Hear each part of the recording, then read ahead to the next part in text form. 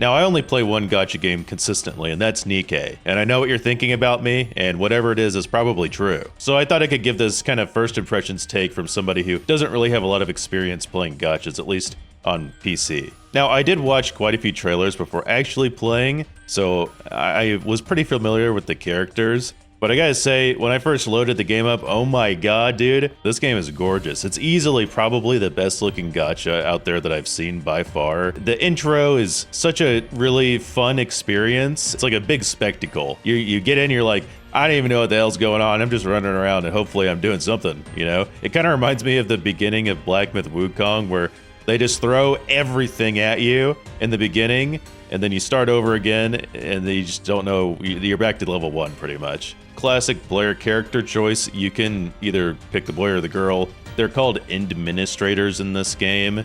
There's a lot of hinting at the lore that you were maybe someone in the past who did something. Quite a long time has passed since you did whatever it was in the beginning of the game, and you're here now, and everyone is like, wow, the administrator's back. And that's pretty much how the story goes from here on out. Now, I think one of the most important things for a game that's so dialogue heavy as this one is the voice acting any good. A lot of people are gonna hate me.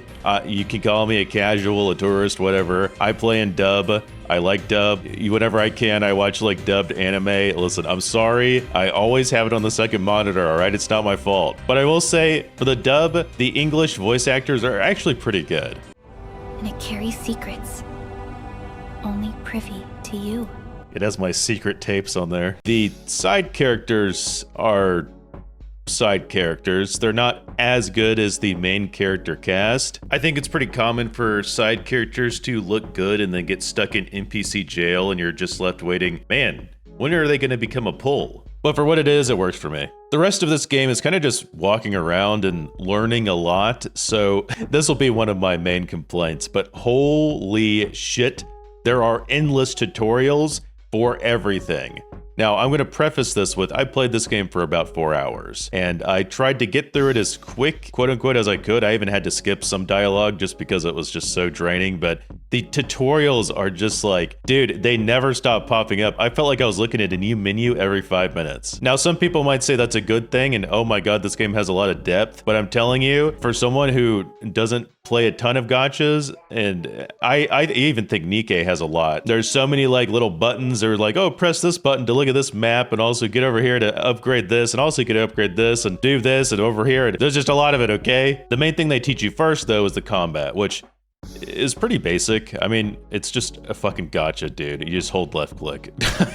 You hold left click, you press E every once in a while so your teammate gets an attack combo. If you hold it long enough, you do a finisher, and then if you have up enough bars, you can do your ultimate. And if you want to do one of your your little skill moves first, you could do that, or you could just save for the ultimate and it's on a cooldown. That's as far as I got. Maybe it gets deeper later on. Honestly, I don't even want it to get deeper. I think it's fine the way it is. So there's dodging and perfect dodging. So if you dodge an attack right out of the way, I think you save stamina. I don't actually remember. It is very satisfying when you get to do it. In my 4 hours of playing, dude, there were like no enemies that gave me any trouble at all. None of them.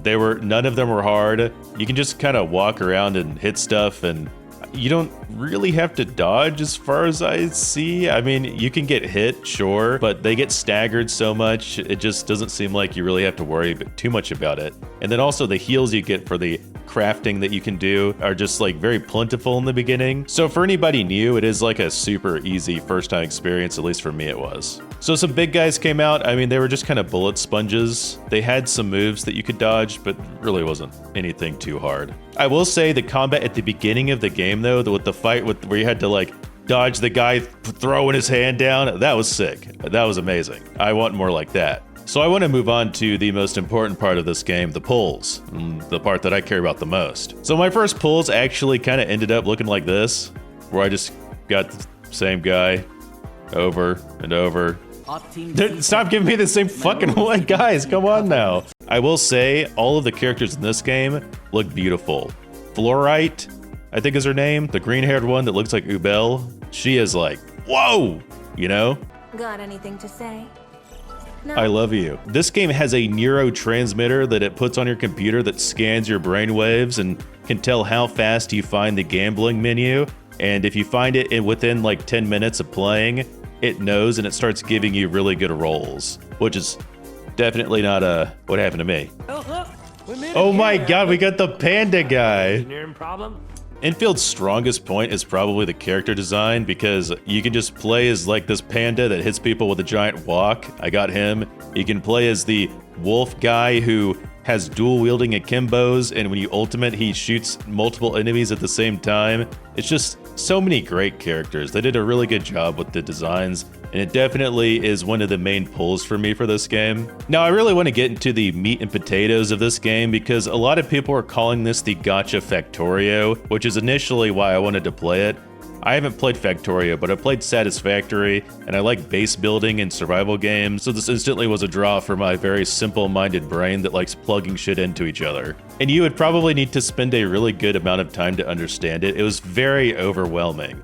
Also, just to be clear, it makes sense that there would be a lot of tutorials here because most people don't know, oh, you gotta plug the incinerator into the conveyor belt and also has to plug back into the main relay tower, and also the relay tower has to connect back to the control power, all of that. I get it. It's totally fine that there is quite a bit of extensive tutorials here. They're getting fucking eliminated. Oh my god. I can't believe this. We actually You didn't do a defeated the damn Elbies. thing. It was the turrets, buddy. Before I stopped playing, I got to the part where you learn that you can have different, like, factory bases, and then you can get them to trade with each other. The possibilities of doing stuff like that is very cool to me. And while I didn't build the biggest factory in the entire world, I have seen on streams where people have very complex stuff. So that is one of the main draws of why I probably would play this game more. There we go.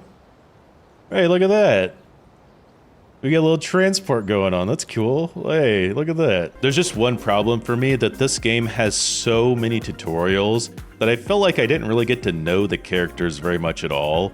I'm personally a fan of the characters' personalities taking over the conversations instead of just endlessly repeating the same thing over and over again. And I kind of wish they would just totally like axe all that stuff. And I know you can skip it. I get you can skip it. My hope is maybe once you get through all the menus and learning and tutorial and stuff, that it gives more room for the characters' personalities to enter conversations.